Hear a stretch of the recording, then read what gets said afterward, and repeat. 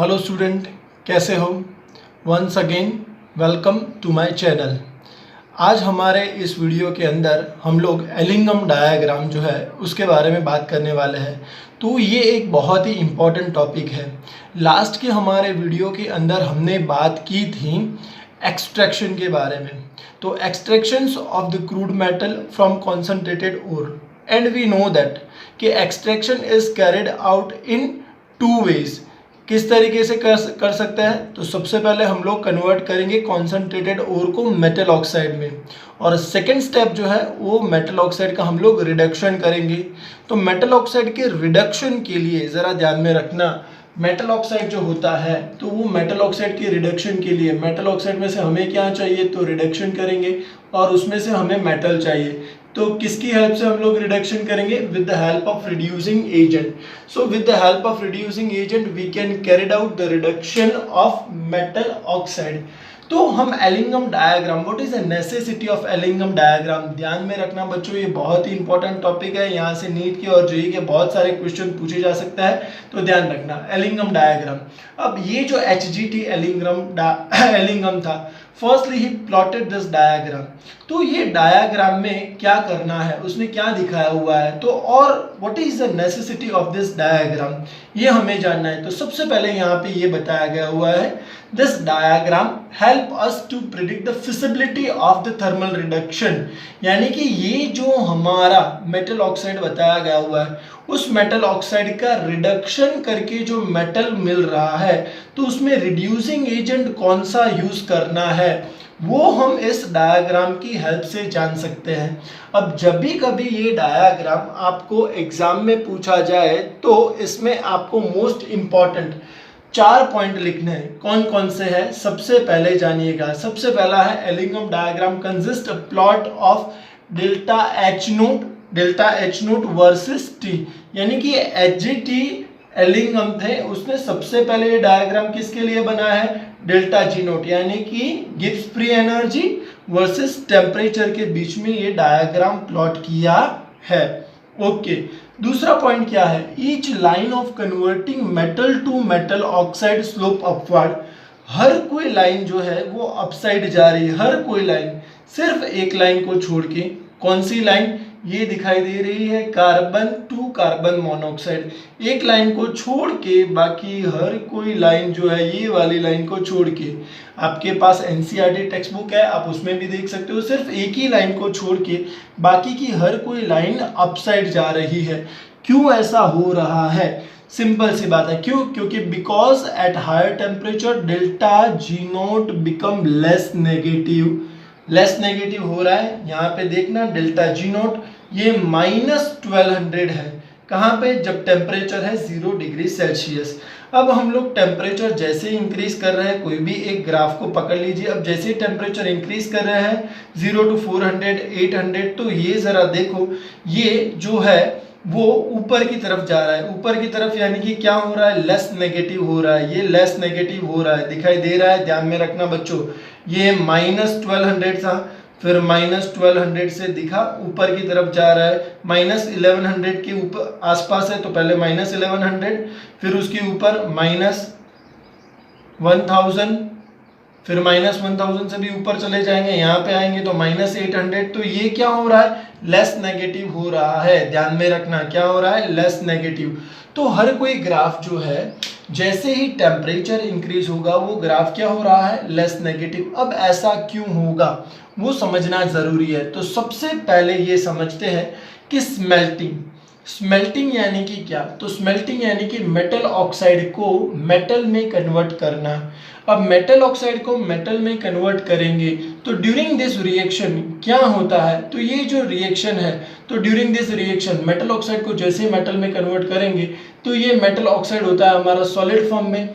ये जो हमारा मेटल होता है वो भी सॉलिड फॉर्म में होता है, लेकिन ऑक्सीजन जो होता है वो गैसियस फॉर्म में होता है। यानी कि ड्यूरिंग दिस रिएक्शन एंट्रोपी जो है वो एंट्रोपी क्या होगी? इंक्रीज होगी। क्या होगी? इंक्रीज। लेकिन जब भी हम एलिंगम डायग्राम पढ़ते हैं, दूसरी एक चीज बच्चों हम ध्यान में रखना, फॉर स्पॉन्टेनिटी ऑफ रिएक्शन हम लोगों ने ये एक इक्वेशन पढ़ा था। क्या पढ़ा था? कि delta G is equals to delta H minus T delta S. इसके अंदर जैसे ही हमारा डेल्टा एस का वैल्यू हमने आगे भी करवाया है, आगे की वीडियो जरा हमारी देखोगे तो आपको मालूम चल जाएगा कि अगर मुझे डेल्टा जी का वैल्यू नेगेटिव लाना है, नेगेटिव वैल्यू लाना है तो कैसे नेगेटिव मिलेगा। सिंपल सी बात है, टी डेल्टा एस का वैल्यू जो है अगर वो ज़्यादा होगा तो ये डेल्टा एच से ज़्यादा होगा तो डेल्टा जी का वैल्यू मुझे क्या मिल जाएगा, नेगेटिव। जैसे कि इसका वैल्यू है सिर्फ 50 और इसका वैल्यू है 100, तो टी डेल्टा एस का वैल्यू ज़्यादा होगा तो मुझे डेल्टा जी का वैल्यू क्या मिलेगा, -50, यानी कि डेल्टा जी का वैल्यू नेगेटिव मिलेगा, यानी कि रिएक्शन क्या होगा, स्पॉन्टेनियस। क्या होगा रिएक्शन, स्पॉन्टेनियस। यानी कि अगर मेरा डेल्टा एस इंक्रीज होता है तो सिंपल सी बात है टी डेल्टा एस भी इंक्रीज होगा और टी डेल्टा एस इंक्रीज होगा तो डेल्टा जी का वैल्यू नेगेटिव मिलेगा, ये ध्यान में रखना। ओके, तो ये रिएक्शन के अंदर डेल्टा एस जो है वो मेरा इंक्रीज हो रहा है। डेल्टा एस यानी कि क्या, चेंज इन एंट्रोपी। एंट्रोपी यानी कि रैंडमनेस। ये हम लोग सभी जानते हैं कि सॉलिड से जैसे ही गैस में कन्वर्ट होगा तो ये क्या होगा, रैंडमनेस इंक्रीज होगा। लेकिन एलिंगम ने जो डायग्राम बनाया है उसके अंदर आप कोई भी गौर करिए तो ये जो मेटल जो है उसका ऑक्सीजन के साथ रिएक्शन होकर मेटल ऑक्साइड हो रहा है। यहाँ पे भी एल्यूमिनियम ऑक्सीजन के साथ रिएक्शन करके एल्यूमिनियम ऑक्साइड बना रहा है, मैग्नीशियम ऑक्सीजन के साथ रिएक्शन करके मैग्नीशियम ऑक्साइड बना रहा है। यानी कि इससे बिल्कुल क्या रिएक्शन लिया गया हुआ है, उल्टा। यहाँ पे मेटल ऑक्साइड मेटल दे रहा है प्लस ऑक्सीजन दे रहा है, लेकिन एलिंगम डायग्राम बिल्कुल उल्टा है। मेटल प्लस ऑक्सीजन क्या देगा, मेटल ऑक्साइड देगा। तो यहाँ पे जरा ध्यान में रखना, यहाँ पे अगर मेरा डेल्टा एस इंक्रीज होगा तो नेगेटिव वैल्यू भी क्या होगी, negative value of delta G increase होगी। लेकिन अगर मैं उल्टा सोचूंगा तो negative value of delta G, उल्टा किसके लिए, क्योंकि एलिंगम डायग्राम मेटल ऑक्साइड से मेटल नहीं है, मेटल से मेटल ऑक्साइड है। तो उल्टा सोचेंगे तो क्या होता जाएगा, तो उल्टा सोचेंगे तो मेरा ये डेल्टा जी का जो वैल्यू है नेगेटिव वैल्यू डिक्रीज होगा। हाँ, नेगेटिव वैल्यू डिक्रीज ही हो रहा है। एक ग्राफ को आप पकड़ के चलिए तो ये ग्राफ में जरा देखिए, नेगेटिव वैल्यू यहाँ पे -1100 है, ऊपर जा रहा है -1000 हो रहा है, ऊपर जा रहा है -800 हो रहा है, ऊपर जा रहा है -600। यानी कि नेगेटिव वैल्यू जो है वो नेगेटिव वैल्यू मेरा क्या होता जाएगा, यानी कि डेल्टा जी बिकम लेस नेगेटिव। तो ये है सेकेंड पॉइंट, जरा ध्यान में रखना। ओके, थर्ड पॉइंट हमारा क्या है स्टूडेंट, तो थर्ड पॉइंट हमारा ये है कि abrupt change in this graph shows phase transformation. Phase transformation यानी कि क्या, हर कोई लाइन आप देखोगे तो बिल्कुल स्ट्रेट होगी, दिखाई दे रही है। लेकिन ये मैग्नीशियम वाली ग्राफ जो है वो जरा ऑब्जर्व करो तो ये यहाँ तक बिल्कुल सीधी जा रही थी, ये कुछ ऐसे बिल्कुल सीधी जा रही थी। लेकिन ये क्या हुआ, सडन एब्रप्टली जो है वो एकदम से क्या हो गई, तो ऊपर की तरफ चली गई। तो ये जो पॉइंट है, ये पॉइंट क्या इंडिकेट करता है, तो ये पॉइंट इंडिकेट करेगा फेज ट्रांसफॉर्मेशन, यानी कि सॉलिड लिक्विड में कन्वर्ट हो गया है एट दिस पॉइंट और लिक्विड होगा वो गैस में कन्वर्ट हो जाएगा। मैग्नीशियम हमारा सॉलिड फॉर्म में होगा तो आफ्टर दिस पॉइंट वो सॉलिड में से क्या कन्वर्ट हो जाएगा, लिक्विड के अंदर कन्वर्ट हो जाएगा। तो एब्रप्ट चेंज जो है वो एब्रप्ट चेंज यही दिखाता है कि फेज ट्रांसफॉर्मेशन अब हो गया है, यानी कि सॉलिड लिक्विड में कन्वर्ट हो गया है या फिर लिक्विड होगा तो वो गैस में कन्वर्ट हो जाएगा। तो ये एब्रप्ट चेंज दिखाता है। फोर्थ पॉइंट क्या है, विथ इंक्रीज इन टेम्परेचर। यहां से जैसे ही हम लोग राइट हैंड साइड जाएंगे तो टेम्परेचर क्या होगा, इंक्रीज होगा। तो with increase in temperature line crosses delta, line crosses zero, ये जरा ध्यान में रखना। लाइन क्रॉसेस किसको क्रॉस कर लेती है, line crosses zero, which indicate the delta G not जो है, अगर हमारा ये जीरो को क्रॉस कर लेगा लाइन तो हमारा रिएक्शन जो होगा वो रिएक्शन क्या होता जाएगा, नॉन स्पॉन्टेनियस। रिएक्शन क्या होता जाएगा हमारा, बच्चों हम लोग यहाँ पे लिख ही डालते हैं, लाइन क्रॉसेस। अगर हमारा लाइन जो है वो क्रॉस कर डालेगा, किसको क्रॉस कर डालेगा, जीरो, तो वो क्या इंडिकेट करेगा, नॉन स्पॉन्टेनियस रिएक्शन। कैसे नॉन स्पॉन्टेनियस, जरा देखते हैं इस ग्राफ में। यहाँ पे सेकेंड पॉइंट में हमने ये पढ़ा कि टेम्परेचर को इंक्रीज करते हैं तो लाइन अपसाइड जा रही है, दिखाई दे रहा है, तो लाइन अपसाइड जा रही है। सिर्फ एक लाइन को छोड़ के, इसके बारे में हम लोग बाद में बात करते हैं, जरा देखना। तो हर कोई लाइन अपसाइड जा रही है, लेकिन जरा ये देखो तो Ag यानी कि सिल्वर का ऑक्सीडेशन होगा तो वो सिल्वर ऑक्साइड बनाएगा। और यहाँ पे जब भी हम लोग टेम्परेचर इंक्रीज कर रहे हैं, यानी कि ये 0 डिग्री से 400 डिग्री सेल्सियस से 800 डिग्री सेल्सियस से जैसे ही टेम्परेचर अप कर रहे हैं तो ये 0 को क्रॉस कर लेगा। अब हमने बताया कि for spontaneity of reaction delta G का वैल्यू क्या मिलना चाहिए, नेगेटिव। लेकिन अगर वो नेगेटिव नहीं मिलेगा, 0 को क्रॉस कर लेगा, तो वो रिएक्शन कैसा हो जाएगा, नॉन स्पॉन्टेनियस हो जाएगा। कैसा हो जाएगा, नॉन स्पॉन्टेनियस। ये हम लोग देख सकते हैं कौन कौन से केसेस के अंदर देख सकते हैं, मर्क्यूरी के केसेस में, थियोरेटिकल हम लोग मर्क्यूरी के केस में, गोल्ड के केस में और सिल्वर के केस में देख सकते हैं। So this is your Ellingham diagram. अब एलिंगम डायग्राम का लिमिटेशन और एप्लीकेशन पढ़ते हैं, लेकिन एलिंगम डायग्राम का थ्योरी पूछा जाए तो ये 4 इंपॉर्टेंट पॉइंट है। फिर से एक बार देखेंगे एलिंगम डायग्राम, देखना एलिंगम डायग्राम क्या है। So this Ellingham diagram help us to predict the feasibility of the thermal reduction of ore, यानी कि ये जो है मेटल ऑक्साइड, उसका हम लोग रिडक्शन करेंगे। किसकी हेल्प से करेंगे, रिड्यूसिंग एजेंट की हेल्प से करेंगे। और कौन सा रिड्यूसिंग एजेंट हम लोग यूज करेंगे, तो ये हम एलिंगम डायग्राम से बता सकते हैं, जरा ध्यान में रखना। इंपॉर्टेंट पॉइंट कौन कौन सा है, एलिंगम डायग्राम किसके बीच में है, delta G not versus T के बीच में है। दूसरा, हर कोई लाइन जो है मेटल टू मेटल ऑक्साइड की अपसाइड जा रही है, सिर्फ एक लाइन को छोड़ के, ये वाली लाइन को छोड़ के, बाकी हर कोई अपसाइड जा रही है। तो ये क्या दिखा रही है कि टेम्परेचर इंक्रीज होगा, डेल्टा जी नोट का वैल्यू लेस नेगेटिव होगा, यानी कि -1200 से -1000, -1000 से -800, -600 लेस नेगेटिव होता जाएगा।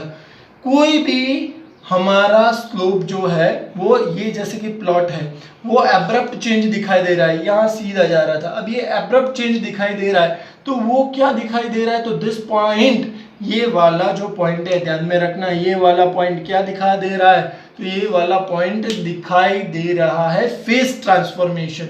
फेज यानी कि सॉलिड जो है लिक्विड में कन्वर्ट होगा या फिर लिक्विड जो है गैस में कन्वर्ट हो जाएगा। लास्ट का बताया गया विथ इंक्रीज इन टेम्परेचर, तो ये टेम्परेचर इंक्रीज हो जाएगा और ये ग्राफ अगर डेल्टा जी नोट जो है वो 0 को क्रॉस कर लेगा तो रिएक्शन कैसी हो जाएगी, नॉन स्पॉन्टेनियस। कैसी हो जाएगी, नॉन स्पॉन्टेनियस।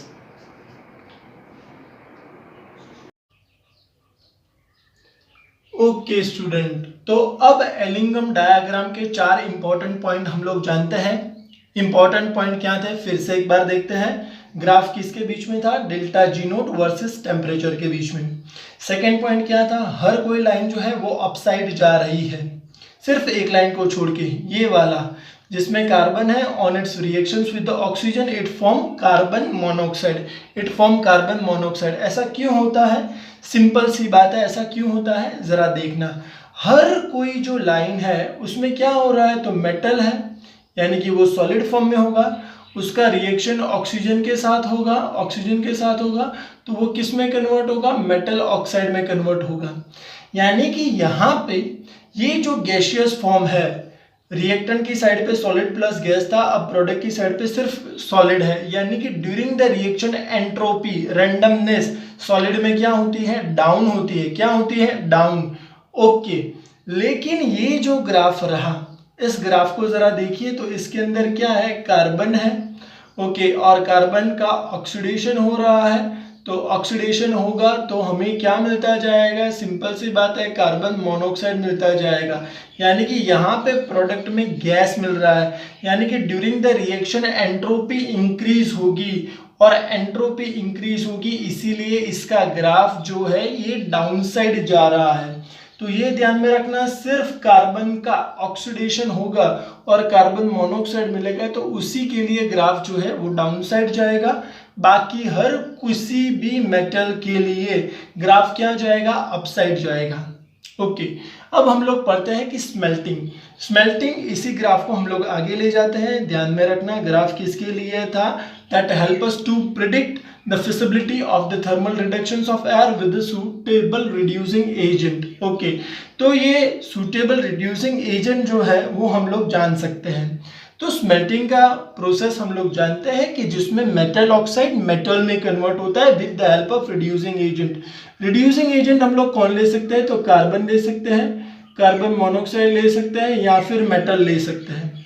फिर से क्या ले सकते हैं, कार्बन मोनोऑक्साइड या तो फिर हम लोग मेटल ले सकते हैं। ओके, लेकिन एलिंगम जो डायग्राम है वो बिल्कुल उल्टा है बच्चों। एलिंगम डायग्राम किसके लिए है, तो मेटल प्लस ऑक्सीजन, ये रहा मेटल प्लस ऑक्सीजन क्या दे रहा है, मेटल ऑक्साइड दे रहा है। क्या दे रहा है, मेटल ऑक्साइड। यानी कि स्मेल्टिंग की प्रोसेस से ये जो एलिंगम डायग्राम है वो बिल्कुल उल्टा है। यानी कि अगर हमें इसका वैल्यू सपोज कि यहाँ पे डेल्टा जी नोट का वैल्यू मेटल को मेटल ऑक्साइड में कन्वर्ट करने के लिए जो भी मिलेगा उसका बिल्कुल ऑपोजिट वैल्यू लेंगे।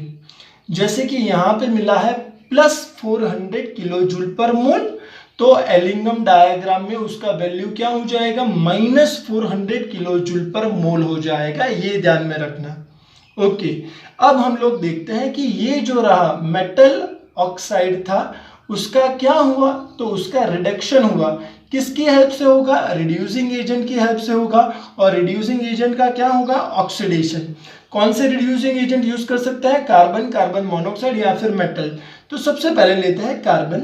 On its reactions with the oxygen gives carbon monoxide and during this reaction change in free energy किससे दिखाएंगे, delta G naught is equal to carbon monoxide. या तो फिर हम लोग रिड्यूसिंग एजेंट ले सकते हैं कार्बन मोनोऑक्साइड। तो कार्बन मोनोऑक्साइड का भी अगर ऑक्सीडेशन होगा तो क्या मिलता जाएगा, कार्बन डाइऑक्साइड। क्या मिलेगा, कार्बन डाइऑक्साइड। और ये जो कार्बन डाइऑक्साइड मिला है वो चेंज इन फ्री एनर्जी कितना दिखाएगा, delta G naught is equals to carbon monoxide to carbon dioxide. तो ये दो हुए हमारे रिड्यूसिंग एजेंट। अब हम लोग पहले लेते हैं कि ये मेटल ऑक्साइड लिया कोई भी और उसका कार्बन रिड्यूसिंग एजेंट हम लोग यूज करते हैं। तो फ्रॉम रिएक्शन नंबर 1 और 2 क्या मिलेगा, तो मेटल ऑक्साइड प्लस कार्बन क्या देगा, तो ये मेटल ऑक्साइड प्लस कार्बन, ये हाफ ऑक्सीजन। देखो स्टूडेंट, ये हाफ ऑक्सीजन क्या हो जाएंगे, कैंसिल।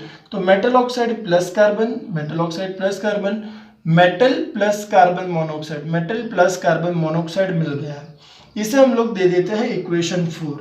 या तो फिर हम लोग रिड्यूसिंग एजेंट यूज करेंगे, कौन सा, कार्बन की जगह पे हम लोग यूज करेंगे कार्बन मोनोऑक्साइड। तो अगर कार्बन मोनोऑक्साइड लेंगे तो from reaction number 1 and reaction number 3 क्या मिलता जाएगा, तो ये हाफ ऑक्सीजन कैंसिल हो गया। तो क्या मिलेगा, metal oxide plus carbon monoxide gives metal plus carbon dioxide. Okay,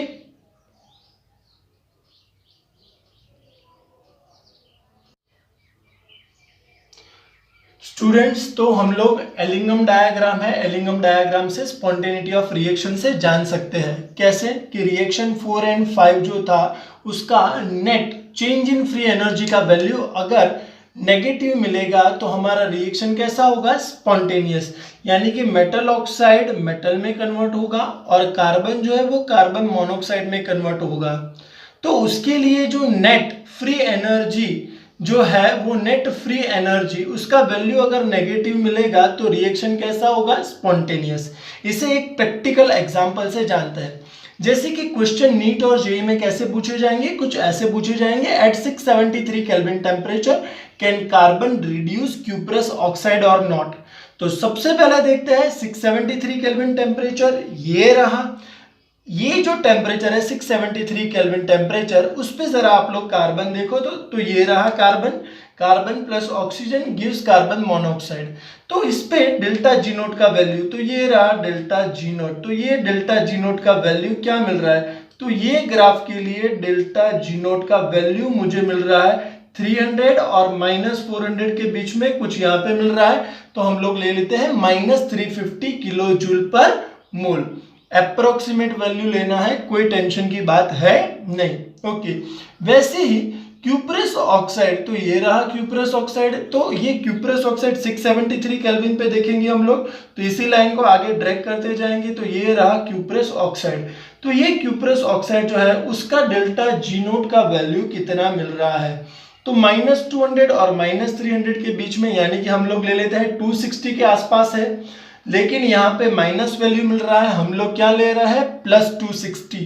क्यों प्लस ले रहे हैं, क्योंकि हमारा जो रिएक्शन है वो एलिंगम डायग्राम के रिएक्शन से कंप्लीटली ऑपोजिट है। यही आपको आगे के टॉपिक में समझाया था, क्योंकि स्मेल्टिंग में हो रहा है रिडक्शन ऑफ मेटल ऑक्साइड और एलिंगम डायग्राम में बिल्कुल उल्टा बताया, यानी कि metal on its oxidation gives metal oxide. तो यहाँ पे जो नेगेटिव वैल्यू मिलेगा वो हम लोग यहाँ पे क्या ले लेंगे, पॉजिटिव।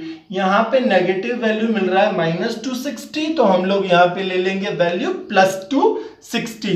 अब इन दोनों को हम लोग मर्ज करते हैं, तो हमारा रिएक्शन जो है वो कैसे मिलेगा, ऑक्सीजन ऑक्सीजन कैंसल, रिएक्शन हो जाएगा, क्या हो जाएगा, 2Cu2O + 2C gives what, gives 2CO + 4Cu।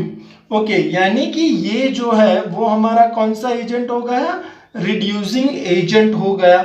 और नेट डेल्टा जी नोट का value, reaction net delta G note का वैल्यू कितना मिल जाएगा, तो 260 और ये है -350, तो 260 -350 यानी कि वैल्यू जो है वो हमारा कितना मिल जाएगा, तो वैल्यू मिल जाएगा -90 किलो जूल पर मोल। आगे बताया था वैसे ही अगर net value of delta G note हमारा नेगेटिव मिलता है, यानी कि रिएक्शन क्या होगा, रिएक्शन होगा स्पॉन्टेनियस।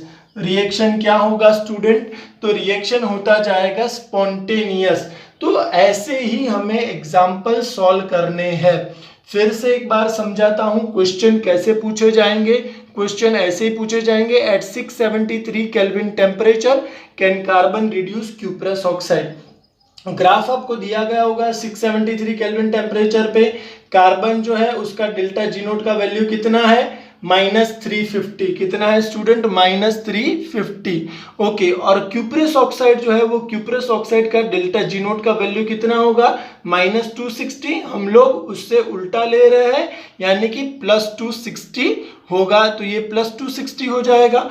दोनों का एडिशन करेंगे तो दोनों के एडिशन से हमें वैल्यू क्या मिलेगा, तो दोनों के एडिशन से वैल्यू मिलता जाएगा -90 किलो जूल पर मोल, और ये -90 किलो जूल पर मोल यानी कि नेगेटिव वैल्यू मिल रहा है। वो क्या इंडिकेट कर रहा है, वो इंडिकेट कर रहा है रिएक्शन इज स्पॉन्टेनियस। इसी टॉपिक में मैं लास्ट में आपको एक शॉर्ट ट्रिक बताऊंगा, तो ध्यान में रखना, क्वेश्चन सभी सॉल्व करते जाना, लास्ट में मैं आपको शॉर्ट ट्रिक बताऊंगा।